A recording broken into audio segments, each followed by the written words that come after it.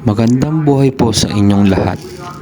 Ito po ulit ang inyong Marino JB para magbigay ng inspirasyon, lakas ng loob at pag-asa. Hindi lang sa mga kabataan, lalo't higit sa mga taong nawawalan ng tiwala sa sarili at pag-asa sa buhay. Alam nyo po, pangarap ko po nung ako'y bata pa ay makasakay ng eroplano at makapunta sa iba't ibang bansa. Sa tuwing may dumadaan na eroplano sa langit, pinagdadasal ko na balang araw makakasakay din ako doon, makasalamuha ng iba't ibang tao, mapuntahan ang iba't ibang lugar at higit sa lahat, kumita ng pera para mabigyan at maahon sa kahirapan ang aking mga pamilya. Alam kong mahirap at imposible, lalo na sa kagaya kong puro lakwadya, sayaw, nightlife. In short, happy-go-lucky daw nung araw at puro barkada at wala daw matutupad na pangarap sa buhay.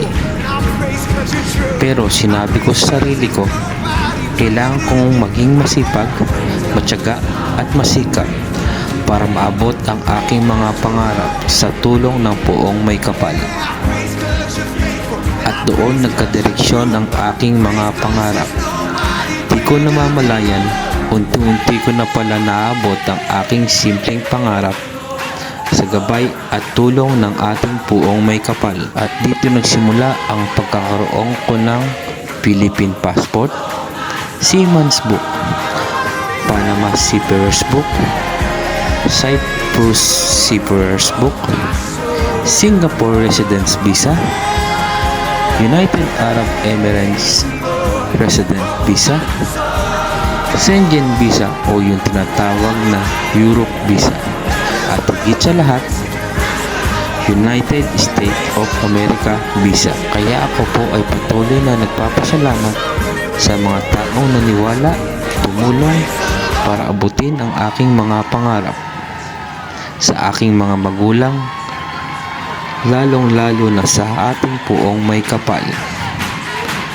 Kaya ang payo ko sa mga kabataan ngayon, huwag tumigil na mangarap, abutin kahit gaano kahirap. Kahit na bumagsak ka pa, pilitin mong tumayo. Dahil sa iyong pagkakadapa, doon ka mas matututo at magiging matatag para maabot ang iyong mga pangarap. At may mga panahon na may mga tao na ida-down ka, mamalitin ka, gawin mo itong motivation, lakas ng loob sa buhay para mapatunayan mo sa mundo na kahit mahirap, imposible ay ating kakayanin.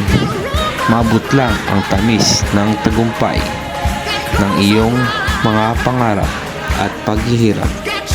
Thank you for watching. Ito po ulit ang inyong Marino JB na nag-iiwan ng Bible verse na we can do all things through Christ because God gave us strength. Philippians 4:13. God bless.